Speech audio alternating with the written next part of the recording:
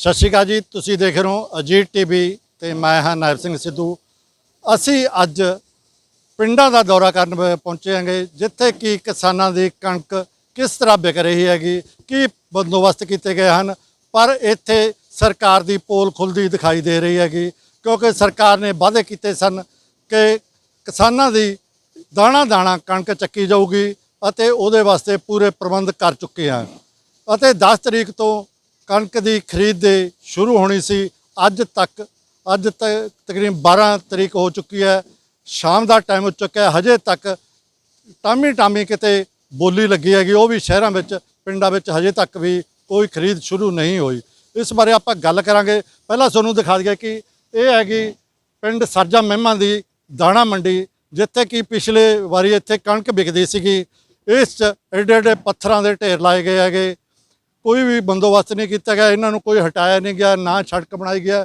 ਤੁਹਾਨੂੰ ਦਿਖਾ ਦਈਏ ਕਿ ਇੱਧਰ ਜਿਹੜੀ ਆਹ ਸਾਈਡ ਹੈਗੀ, ਇਹ ਸੜਕ ਬਣੀ ਹੋਈ ਸੀ, ਪੱਕੀ ਸੜਕ ਹੈਗੀ, ਜਿੱਥੋਂ ਕਿ ਕਿਸਾਨਾਂ ਨੇ ਕਣਕਾਂ ਦੀਆਂ ਟਰਾਲੀਆਂ ਲੈ ਕੇ ਇੱਥੋਂ ਦੀ ਪਹੁੰਚਣਾ ਹੁੰਦਾ ਹੈਗਾ।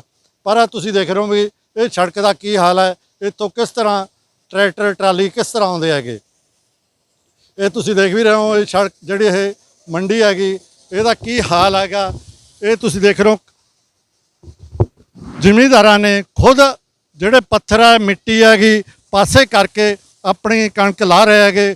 ਪਰ ਵਿੱਚ ਐਡੇ ਐਡੇ ਖੱਡੇ ਹੈਗੇ ਕਿ ਉਹਦੇ 'ਚ 5-5 7-7 ਕਿਲੋ ਕਣਕ ਹੈ ਜਿਹੜੀ ਉਹ ਖੱਡਿਆਂ ਵਿੱਚ, ਇੱਕ ਖੱਡੇ ਵਿੱਚ ਰਹਿ ਜਾਂਦੀ ਹੈਗੀ। ਐਡੇ ਐਡੇ ਵੱਡੇ ਖੱਡੇ ਹੈਗੇ, ਕੋਈ ਕਿਸੇ ਕਿਸਮ ਦਾ ਪ੍ਰਬੰਧ ਨਹੀਂ ਕੀਤਾ ਗਿਆ। ਇਸ ਬਾਰੇ ਆਪਣੇ ਕਿਸਾਨ ਇਹ ਇਕੱਠੇ ਹੋਏ ਹੈਗੇ, ਸਾਰੇ ਮੰਡੀ ਵਾਲੇ, ਇਹਨਾਂ ਨਾਲ ਆਪਾਂ ਗੱਲ ਕਰਾਂਗੇ। ਇਹ ਸਾਰੇ ਆਪਣੀ ਕਣਕ ਲੈ ਕੇ ਇਸ ਮੰਡੀ ਵਿੱਚ ਪਹੁੰਚੇ ਹੋਏ ਹੈਗੇ। ਗੱਲ ਕਰਦੇ ਆਪਾਂ ਕਿਸਾਨਾਂ ਨਾਲ। ਸਤਿ ਸ਼੍ਰੀ ਅਕਾਲ ਜੀ। ਸਤਿ ਸ਼੍ਰੀ ਅਕਾਲ ਜੀ।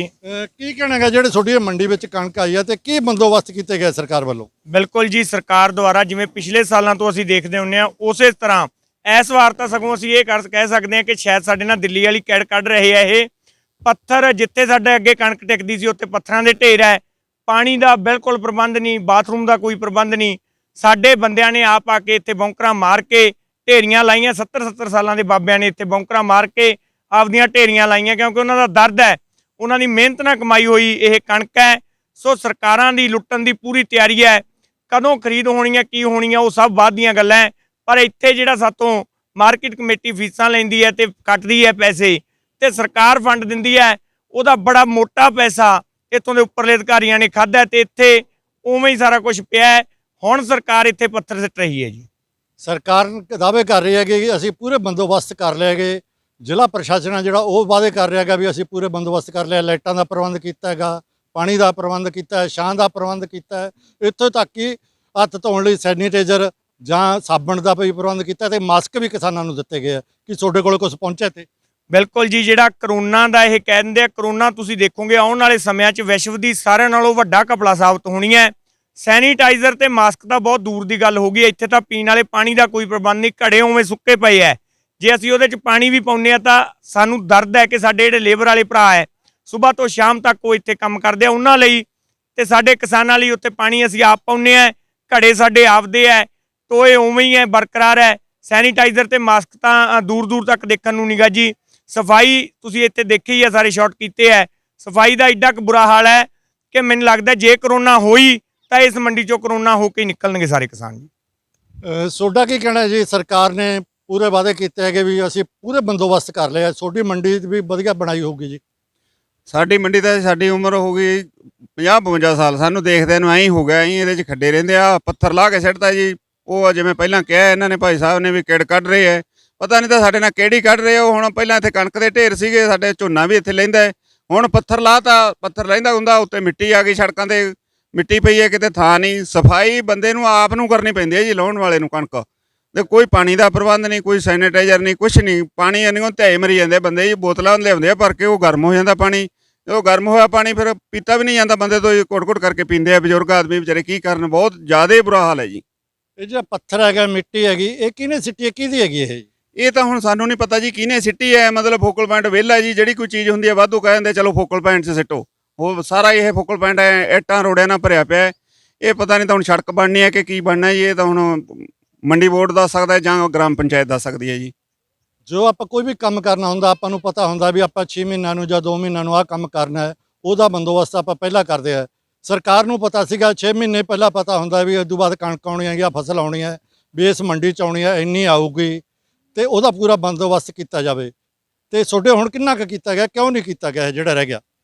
ਸਾਡੇ ਤਾਂ ਜੀ ਇਹ ਮਤਲਬ ਬੰਦੋਬਸਤ ਕਹਿ ਰਹੇ ਆ ਜੀ, ਬੰਦੋਬਸਤ ਕੋਈ ਨਹੀਂ ਕਰਿਆ।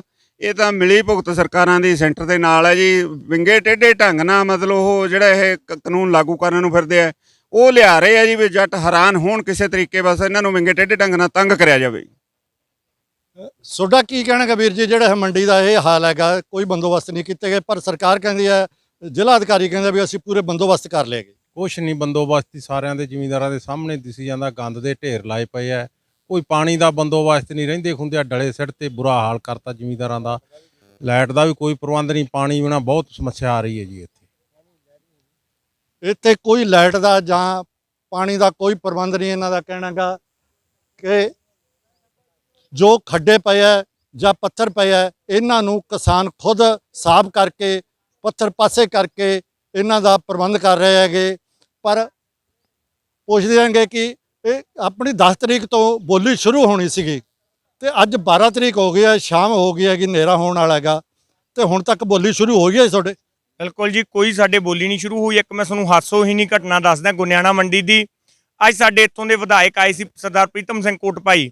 ਉਹਨਾਂ ਨੇ ਆ ਕੇ ਇਹ ਗੱਲ ਕਹੀ ਕਿ ਆਪਾਂ ਇੱਥੇ ਬੋਲੀ ਕਰੀਏ, ਤਾਂ ਉਹ ਇੰਸਪੈਕਟਰ ਉਹਦੀ ਦਾਬ 'ਚ ਆ ਕੇ 13.5 ਦੀ ਬੋਲੀ ਕਰ ਗਿਆ ਤੇ ਜਿਹਦਾ ਆਪਾਂ ਕਹਿ ਸਕਦੇ ਹਾਂ ਕਿ ਉਹ ਆਇਆ ਸੀਗਾ ਮਿਕਦਾਰ 12.2 11.8, ਉਹਨਾਂ ਦੀ ਬੋਲੀ ਨਹੀਂ ਹੋਈ। ਸੋ ਵਿਧਾਇਕ ਨੂੰ ਖੁਸ਼ ਕਰਨ ਲਈ ਇੱਥੇ ਬੋਲੀਆਂ ਲੱਗਦੀਆਂ, ਬਾਕੀ ਉਸੇ ਤਰ੍ਹਾਂ ਹੀ ਸਾਰਾ ਪਿਆ ਜੀ, ਕਿਸੇ ਦੀ ਬੋਲੀ ਨਹੀਂ ਲੱਗੀ।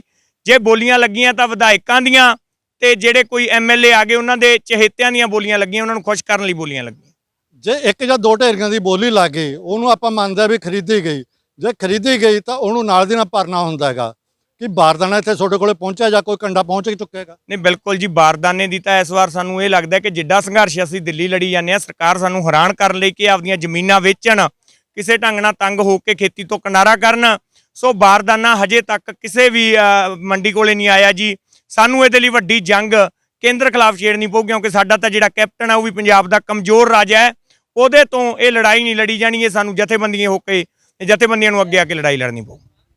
ਇਹ ਤੁਸੀਂ ਸੁਣ ਚੁੱਕੇ ਹੋ ਕਿਸਾਨਾਂ ਦੀ ਹੱਡ ਬੀਤੀ ਕਿ ਇਸ ਮੰਡੀ ਵਿੱਚ ਕੋਈ ਵੀ ਬੰਦੋਬਸਤ ਨਹੀਂ। ਇਸ ਇਕੱਲੀ ਕੀ ਕਈ ਮੰਡੀਆਂ ਦਾ ਅਸੀਂ ਦੌਰਾ ਕਰ ਚੁੱਕੇ ਹਾਂ, ਕਿਸੇ ਮੰਡੀ ਵਿੱਚ ਵੀ ਕੋਈ ਬੰਦੋਬਸਤ ਨਹੀਂ ਕੀਤੇ ਗਏ। ਕਿਸਾਨਾਂ ਵੱਲੋਂ ਮੰਡੀ ਦੀ ਸਫਾਈ ਵੀ ਖੁਦ ਕਰਨੀ ਪੈਂਦੀ ਹੈਗੀ ਅਤੇ ਵੱਡੇ ਵੱਡੇ ਪੱਥਰਾਂ ਦੇ ਮਿੱਟੀ ਦੇ ਢੇਰ ਲੱਗੇ ਪਏ ਹੈਗੇ, ਪਰਾਲੀ ਦੇ ਢੇਰ ਲੱਗੇ ਪਏ ਹੈ, ਖੱਡੇ ਹੈਗੇ ਜਿਹਦੇ 'ਚ 5-5 7-7 ਕਿਲੋ ਕਣਕ ਵੀ ਖਰਾਬ ਹੋ ਜਾਂਦੀ ਹੈ, ਜਿੱਥੇ ਕਿ ਕਿਸਾਨ ਇੱਕ ਇੱਕ ਬੱਲੀ ਪਿੱਛੇ ਖੇਤ 'ਚ ਫਿਰਦਾ ਹੈਗਾ, ਪਰ ਇੱਥੇ 5-7 ਕਿਲੋ ਕਣਕ ਇੱਕ ਇੱਕ ਖੱਡੇ 'ਚ ਖਰਾਬ ਹੋ ਜਾਂਦੀ ਹੈਗੀ।